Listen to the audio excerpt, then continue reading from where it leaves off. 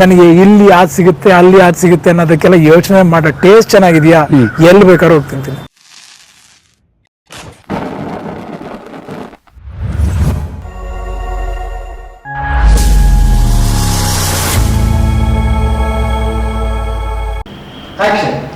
Hi, hello, ನಮಸ್ಕಾರ. ನಾನು ನಿಮ್ಮ ವಾಣಿಶ್ರೀ.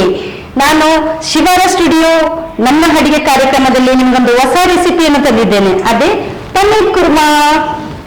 ಇವತ್ತು ಪನ್ನೀರ್ ಕುರ್ಮಾ ಮಾಡೋಕ್ಕೆ ಏನ್ ಬೇಕು ಅಂತ ಹೇಳೋದು ನಾನು ನಿಮ್ಗೆ ತಿಳಿಸ್ಕೊಡ್ತೀನಿ. ಮೊದಲನೇದಾಗಿ ಎಣ್ಣೆ, ಸಾಸಿವೆ, ಜೀರಿಗೆ, ಕರಿಬೇವು, ಹಸಿಮೆಣಸಿನಕಾಯಿ, ಈರುಳ್ಳಿ, ಟೊಮೆಟೊ, ರುಚಿಗೆ ತಕ್ಕಂತೆ ಉಪ್ಪು, ಕಾಶ್ಮೀರಿ ಚಿಲ್ಲಿ ಪೌಡರ್, ಅರಿಶಿನ ಪೌಡರ್, ಧನಿಯಾ ಪೌಡರ್,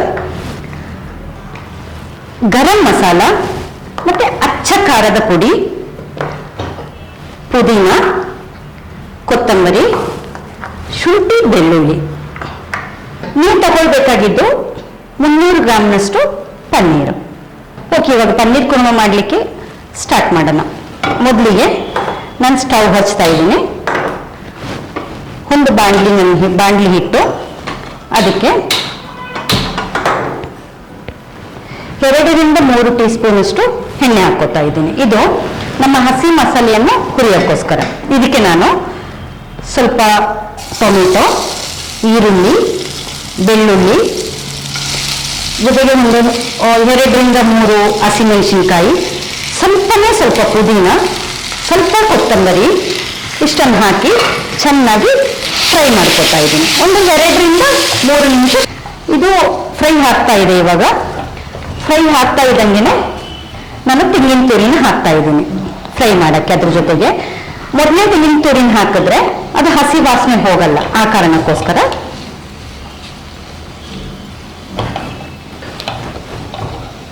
ನೋಡಿ, ಫ್ರೈ ಆಗ್ತಾ ಇದ್ದಂಗೆ ಆ ತೆಂಗಿನಕಾಯಿನ ಅರೋಮ ಹೊರಗಡೆ ನಮಗೆ ಘಮ್ಮಂತ ಬರಬೇಕು, ಅಲ್ಲಿವರೆಗೆ ಹುರ್ಕೋಬೇಕು. ಈಗ ಒಂದು 2 ನಿಮಿಷ ಆಗಿದೆ.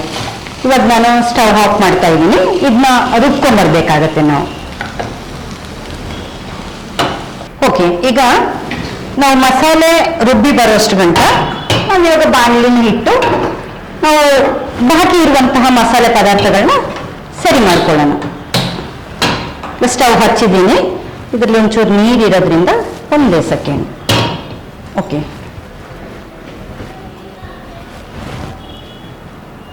ಈಗ ನಾನು ಇವಾಗ ಎಣ್ಣೆ ಹಾಕ್ತಾ ಇದ್ದೀನಿ.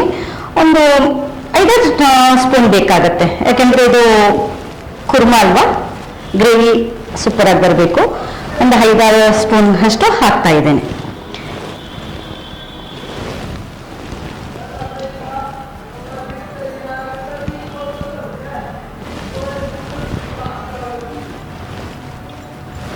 ಎಣ್ಣೆನ ಕಾಯಕ್ಕೆ ಬಿಡೋಣ.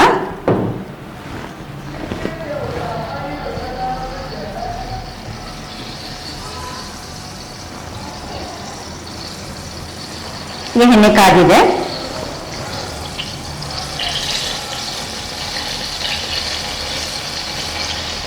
ಇದಕ್ಕೆ ಸಾಸಿವೆ ಹಾಕ್ತಾ ಇದ್ದೀನಿ, ಜೀರಿಗೆ,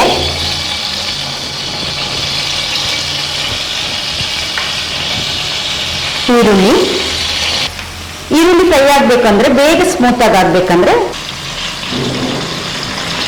ನಾವು ಸ್ವಲ್ಪ ಚಿಟಿಕೆ ಉಪ್ಪು ಹಾಕ್ಬೇಕು. ಆಗ ಗ್ರೇವಿನೂ ತುಂಬಾ ಚೆನ್ನಾಗಿ ಬರುತ್ತೆ.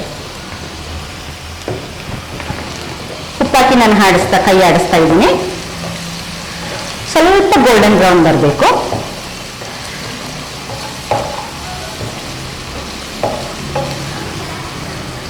ಗೋಲ್ಡನ್ ಬ್ರೌನ್ ಆಗಿದೆ.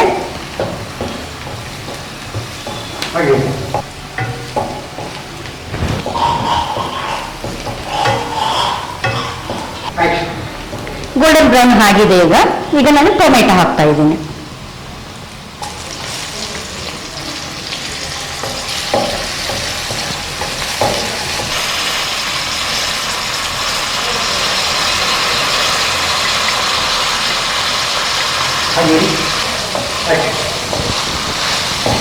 ಟೊಮೆಟೊ ಕೂಡ ತುಂಬಾ ಸ್ಮೂತ್ ಆಗಬೇಕು, ಕಾರಣ ನಾವು ಮಾಡ್ತಿರೋದು ಕುರ್ಮಾ ಅಲ್ವಾ, ಅದಕ್ಕೋಸ್ಕರ ಟೊಮೆಟೊನ ನಾನು ಬಾಡ್ಲಿಕ್ಕೆ ಇಡ್ತಾ ಇದ್ದೀನಿ. ಒಂದು ಸೆಕೆಂಡ್ ಮುಚ್ಚಿಡೋಣ, ಯಾಕೆಂದ್ರೆ ಅದೇ ನೀರಿನಲ್ಲಿ ಟೊಮೆಟೊ ಬಾಡಬೇಕು. ನಾನು ಮುಚ್ಚಿಡ್ತಾ ಇದ್ದೀನಿ. ಒಂದು 2 ನಿಮಿಷ ವೇಟ್ ಮಾಡೋಣ. ಇವಾಗ ಮಸಾಲೆ ರುಬ್ಕೊಂಡಿದ್ದಾಗಿದೆ. ಹಾಗೆ ನಾನು ಒಲೆ ಮೇಲೆ ಇಟ್ಟಿದ್ನಲ್ಲ, ಅದೂ ಒಳ್ಳೆ ರೀತಿಯಲ್ಲಿ ಫ್ರೈ ಆಗಿದೆ.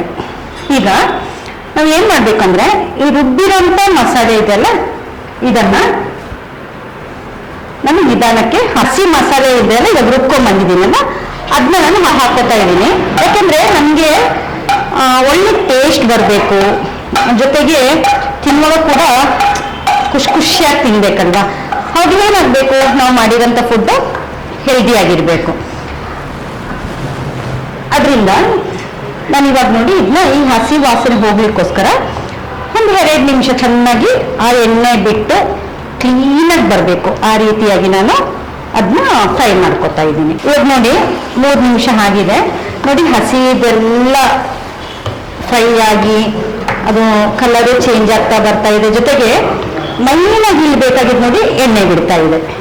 ಈಗ ಇದು ಕರೆಕ್ಟಾದ ಹದಕ್ಕೆ ಬಂದಿದೆ ಅಂತ ಅರ್ಥ. ಇವಾಗ ನಾನು ಸ್ಟವ್ ಅನ್ನ ಸ್ವಲ್ಪ ಸ್ವಿಮ್ ಆಗಿ ಇಟ್ಕೊಂಡು ಬಾಕಿ ಇರುವಂತ ಎಲ್ಲ ಇಂಗ್ರೀಡಿಯೆಂಟ್ಸ್ ಅನ್ನ ಹಾಕ್ತಾ ಇದ್ದೀನಿ. ನೋಡಿ, ಚಿಟಿಕೆ ಅಷ್ಟು ಅರಿಶಿಣ ಪುಡಿ. ನನಗೆ ಕಾಶ್ಮೀರ ಪುಡಿ ಹೇಳಿದ್ದೆ, ಯಾಕೆಂದ್ರೆ ನಮ್ಮ ಅಡಿಗೆ ಕಾರ್ಯಕ್ರಮದಲ್ಲಿ ನಾವು ಯಾವುದನ್ನು ಆರ್ಟಿಫಿಷಿಯಲ್ ಮಾಡಲ್ಲ. ಆ ಕಲರ್ಗೋಸ್ಕರ ನಾವು ಈ ಕಾಶ್ಮೀರಿ ರೆಡ್ ಚಿಲ್ಲಿ ಪೌಡರ್ ಅನ್ನ ಹಾಕ್ತಿದೀವಿ. ಇದು ಖಾರ ಇರಲ್ಲ, ನಿಮಗೆಲ್ಲ ಗೊತ್ತಿರುತ್ತೆ. ಇದೊಂದು 2 ಸ್ಪೂನ್ ಹಾಕ್ತಾ ಇದ್ದೀನಿ. ನಂತರ ಅಚ್ಚ ಖಾರದ ಪುಡಿ, ನನಗೆ ಎಷ್ಟು ಬೇಕು ಖಾರ ನೋಡಿಕೊಂಡು ನಿಮ್ಮ ಖಾರಕ್ಕನುಸಾರವಾಗಿ ಅಚ್ಚ ಖಾರದ ಪುಡಿಯನ್ನು ಹಾಕಿ ನೋಡಿ. ಸ್ವಲ್ಪ ಗರಂ ಮಸಾಲೆ ಜಸ್ಟ್ ಫ್ಲೇವರ್ಗೋಸ್ಕರ.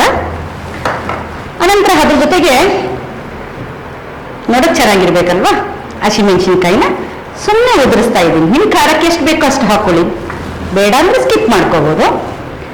ಜೊತೆಗೆ 1 ಸ್ಪೂನ್ ಅಷ್ಟು ಧನಿಯಾ ಪುಡಿ,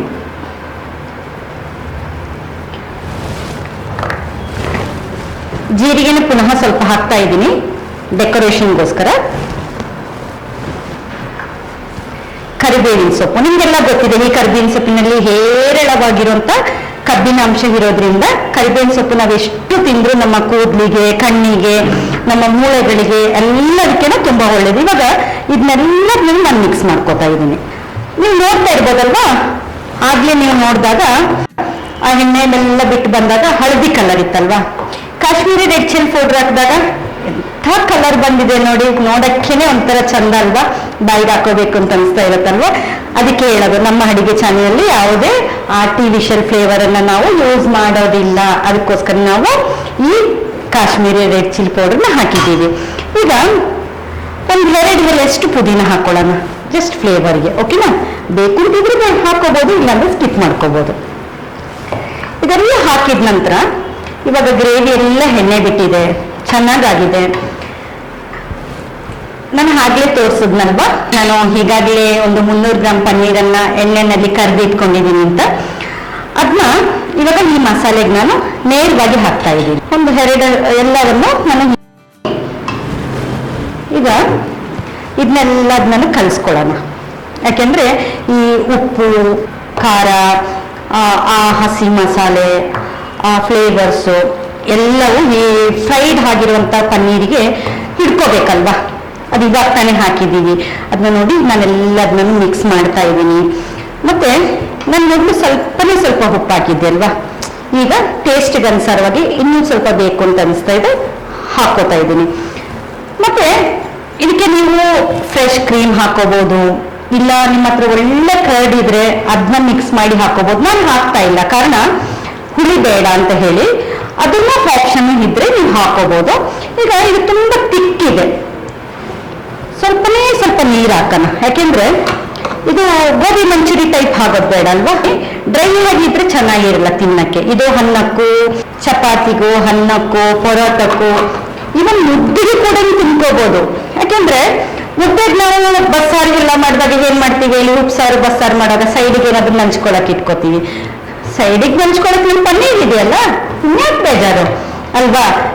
ಕುರ್ಮನೂ ಆಯ್ತು, ಗ್ರೇವಿನೂ ಆಯ್ತು, ಸಾರುನು ಆಯ್ತು, ಮಕ್ಕಳಿಗೆ ಟಿಫನ್ಗೆ, ಯಜಮಾನ್ರಿಗೆ ಟಿಫನ್ಗೆ, ಸಡನ್ ಆಗಿ ಯಾರಾದ್ರು ಬಂದ್ರೆ ಪಟ್ ಅಂತ ಮುಗಿಸುವಂತ ಈ ಒಂದು ಇದು ಒಂದು 2 ನಿಮಿಷ ನಾನು ಕುದಿಯಕ್ ಬಿಡ್ತೀನಿ. ಯಾಕೆಂದ್ರೆ ಎಲ್ಲ ಮಿಕ್ಸ್ ಆಗಿದೆ ಆಲ್ಮೋಸ್ಟ್. ಅದು ಇನ್ನೂ ಟೇಸ್ಟಿಯಾಗಿ ಬರ್ಬೇಕಲ್ವಾ, ಮಿಕ್ಸ್ ಆಗಿ 2 ನಿಮಿಷ ಕಳೆದು ನಾನು ನಿಮ್ಮನ್ನ ಮೀಟ್ ಮಾಡ್ತೀನಿ. ಓಕೆ, ಇವಾಗ ನೋಡಿ ಎಲ್ಲ ಒಂದಕ್ಕೊಂದು ಹೊಂದ್ಕೊಂಡು ಉಪ್ಪು ಖಾರ ಹುಳಿ ಎಲ್ಲ ಚೆನ್ನಾಗಾಗಿದೆ. ನೋಡಕ್ಕೂ ನೋಡಿ ಎಷ್ಟು ಚೆನ್ನಾಗಿದೆ. ಆ ಪನ್ನೀರು ಕೆಂಪಾಗಿದೆ. ಈ ಕಡೆ ಗ್ರೇವಿನೂ ಕೂಡ ತಿಕ್ಕಾಗಿ ಬಂದಿದೆ. ನಿಜವಾಗ್ಲೂ ಇದು ಪನ್ನೀರ್ ತರ ಇದೆಯಾ, ಯಾವುದೋ ನಾನ್ ವೆಜ್ ನೋಡ್ದಂಗೆ ಅನಿಸ್ತಾ ಇಲ್ವಾ? ಹಂಗೆ ಅಂತ ತಪ್ಪು ತಿಳ್ಕೊಬೇಡಿ, ಇದು 100% ಪನ್ನೀರೇ. ಓಕೆ, ಎಲ್ಲ ಹದವಾಗಿದೆ. ಈಗ ನಾನು ಗಾರ್ನಿಶಿಂಗ್ ಮಾಡ್ತಾ ಇದ್ದೀನಿ. ಸ್ವಲ್ಪ ಕೊತ್ತಂಬರಿ ಸೊಪ್ಪನ್ನ ಮೇಲೆ ಹೋದರಿಸ್ತಾ ಇದ್ದೀನಿ.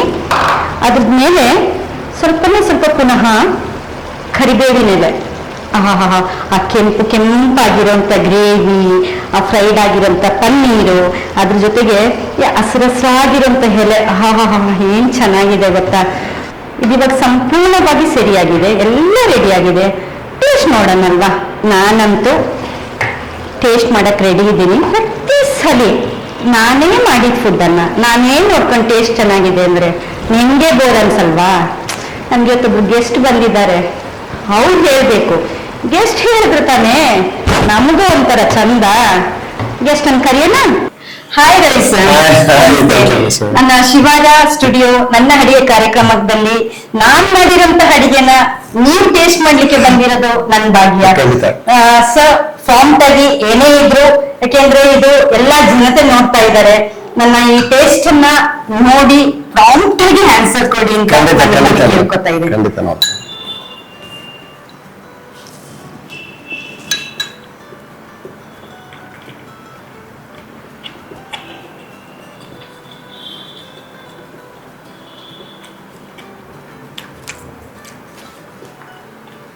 ಸೊ ಇದು ಪನ್ನೀರ್ ಕುರ್ಮಾ, ಪನ್ನೀರ್ನಲ್ಲಿ ಮಾಡಿರೋದು. ಮೇಡಮ್ ಇದೇನು ನೀವೆಲ್ಲ ಮಾಡಿದ್ದು? ಎಸ್ ಸರ್, ಯಾಕೆ ಸರ್? ಈ ಟೇಸ್ಟ್ ಎಲ್ಲ ಒಂಥರ ಪೋರ್ಕ್ ತಿನ್ನೋ ತರ ಇದೆ, ತುಂಬಾ ಚೆನ್ನಾಗಿದೆ ನಿಜವಾಗ್ಲೂ. Really thank you. ಯಾಕೆಂದ್ರೆ ಇವಾಗೆಲ್ಲ ನಾನ್ ವೆಜ್ ತಿನ್ನೋರು ನಾನ್ ವೆಜ್ ದೇ ತೋರಿಸ್ತಾ ಇರ್ತೀವಿ ಅಂತ ಹೇಳ್ತಾರೆ. ಆಗ ವೆಜ್ ನವ್ರಿಗೂ ಏನಾದ್ರು ಒಂದು ಬೇಕು, ಮಕ್ಳಿಗೂ ಒಂದು ಸ್ನಾಕ್ಸ್ ತರನು ಬೇಕು. ಈ ಚಳಿಗಾಲ, ಇವಾಗ ಮಳೆ ಬರ್ತಾ ಇದೆ, ಮಳೆನಲ್ಲಿ ಒಂಥರ ಖಾರವಾಗಿ ಸ್ನಾಕ್ಸ್ ಆಗು ತಗೋಬಹುದು. ಇವನ್ ಮುದ್ದೆ, ಚಪಾತಿ, ಅನ್ನ ಎಲ್ಲದ್ರಲ್ಲೂ ಯೂಸ್ ಮಾಡ್ಬೋದು ಅಂತ ಹೇಳ್ಕೊಂಡು ಒಂದು ಕುರ್ಮಾ ಪ್ಲಸ್ ಸ್ನಾಕ್ಸ್ ತರನೇ ಮಾಡಿರೋದು ಸರ್. ನಿಜವಾಗ್ಲೂ ಮೇಡಮ್ ತುಂಬಾ ಟೇಸ್ಟ್ ಆಗಿದೆ. ನಾವು ಈ ತರ ಇದು ಪನ್ನೀರ್ನ ಎಲ್ಲಾದ್ರೂ ಸ್ಟಾರ್ ಹೋಟೆಲ್ ತಿಂದಿರ್ತೀವಿ ಅಥವಾ ಯಾವುದೋ ಹೋಟೆಲ್ ತಿಂದಿರ್ತೀವಿ, ಮನೇಲಂತೂ ಯಾರು ಮಾಡ್ಕೊಟ್ಟಿರಲ್ಲ. ಈ ಟೇಸ್ಟ್ ನೋಡ್ತಾ ಇದ್ರೆ ತುಂಬಾ ನಿಜವಾಗ್ಲೂ ತುಂಬಾ ಚೆನ್ನಾಗಿ ಮಾಡಿದೀರಾ. ಹಾಗೆ ಶಿವರಾಜ್ ಸ್ಟುಡಿಯೋ ನನ್ನ ಅಡಿಗೆಗೆ ಯೂಟ್ಯೂಬ್ ಚಾನಲ್ ಇದೆ, ಸಬ್ಸ್ಕ್ರೈಬ್ ಮಾಡಿ, ಶೇರ್ ಮಾಡಿ, ಲೈಕ್ ಮಾಡಿ. ಹಾಗೆ ಈ ತರ ಅಡಿಗೆನ ನೀವು ನೋಡಿದಿರ, ವಾಚ್ ಮಾಡಿದಿರ, ಆಲ್ರೆಡಿ ತುಂಬಾ ಟೇಸ್ಟಿಯಾಗಿ ಮಾಡಿದ್ದಾರೆ. ಇದೇ ತರ ಅಡಿಗೆನ ನೀವು ಕೂಡ ಮಾಡಿ 4 ಜನಕ್ಕೆ ಶೇರ್ ಮಾಡಿ, ಹಂಚ್ಕೊಳ್ಳಿ. ಆವಾಗ ಎಲ್ಲರಿಗೂ ಈ ತರ ಟೇಸ್ಟ್ ಗೊತ್ತಾಗುತ್ತೆ. ಹೋಟ್ಲಲ್ಲಿ ಹೋಗಿ ಊಟ ಮಾಡಲು ತಪ್ಪುತ್ತೆ. ಸೊ ಹಾಗೆ ವಾಣಶ್ರೀಯವ್ರನ್ನ ಹಾಗೆ ವಾಣಶ್ರೀಯವ್ರನ್ನ ನಮ್ಮ M-Star ಕ್ಯಾಸ್ಟಿಂಗ್ ವತಿಯಿಂದ ರೆಫರ್ ಮಾಡಿದ್ವಿ. ಇವ್ರು ಇಷ್ಟೊಂದು ಚೆನ್ನಾಗಿ ಅಡಿಗೆ ಮಾಡ್ತಾರೆ ಅಂತ ನಮಗೂ ಕೂಡ ಗೊತ್ತಿರಲಿಲ್ಲ. ನಿಜವಾಗ್ಲೂ ಥ್ಯಾಂಕ್ ಯು ಸೋ ಮಚ್, ಧನ್ಯವಾದ, ಶುಭವಾಗಲಿ. All the best.